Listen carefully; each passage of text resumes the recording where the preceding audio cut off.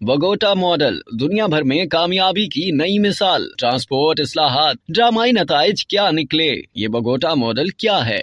دنیا بھر میں ٹریفک سے متعلق مسائل اور خطرات کم کرنے کے لیے بہت سے ممالک نے نہ صرف ماس ٹرانزٹ نظام تشکیل دیا اور اسے بہتر بنایا، بلکہ ایسی حکمت عملیاں بھی وضع کی جن کی وجہ سے لوگوں کی جانب سے ذاتی موٹر گاڑیاں اور موٹر سائیکلز یا اسکوٹرز استعمال کرنے کے ضمن میں حوصلہ شکنی ہوئی۔ ترقی یافتہ ممالک کے علاوہ بعض ترقی پذیر ممالک نے بھی ایسی ہی کوششیں کی جن کی وجہ سے نہ صرف ٹریفک جام ہونے کی شکایت اور سڑک کے حادثات میں خاطر خواہ کمی ہوئی، بلکہ ماحولیاتی آلودگی بھی کم ہوئی۔ اس زمن میں کئی مثالیں دی جا سکتی ہیں، جن میں سے برازیل اور کولمبیا کی مثالیں خاصی اہم ہیں۔ ان ممالک نے اپنے دو شہروں کو پبلک ٹرانسپورٹ کے مؤثر ہونے اور سڑکوں کو محفوظ بنانے کے ضمن میں دنیا بھر کے لیے نمونہ بنا دیا۔ ان نمونوں کی کئی ترقی پذیر ممالک میں تقلید کی گئی۔ 20ویں صدی کے اواخر میں کولمبیا کے شہر بگوٹا میں ٹریفک کی صورتحال ہمارے شہروں جیسی ہی تھی، لیکن جب 1998 میں انریک پینالوسا بگوٹا میئر منتخب ہوئے تو انہوں نے متعلقہ لوگوں سے یہ سوال کیا کہ جب بگوٹا کے 85%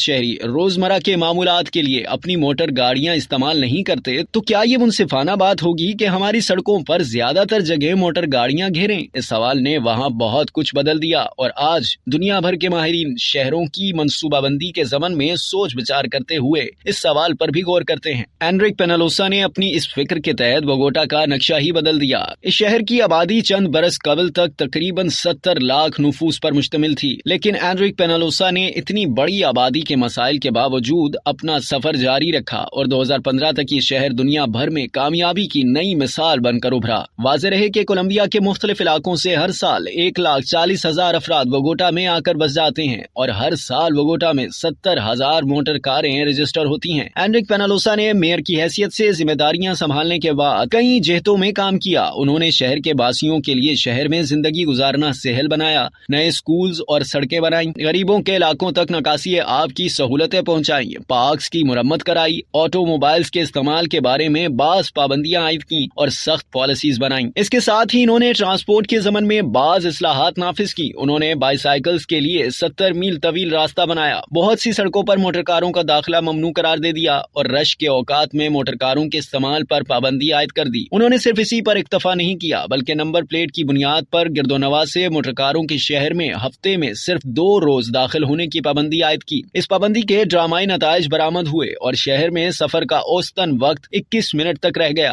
اور حادثات اور ماحولیاتی آلودگی میں خاطر خواہ کمی واقع ہوئی۔ سوال یہ ہے کہ کیا ہمارے معاشرے میں انریک پینالوسا جیسا ایک بھی شخص نہیں جو ہمارے شہروں کی حالت بدل سکے، ٹرانسپورٹ کا نظام بہتر کر سکے اور سڑکوں کو قتل گاہوں کی بجائے محفوظ بنا سکے؟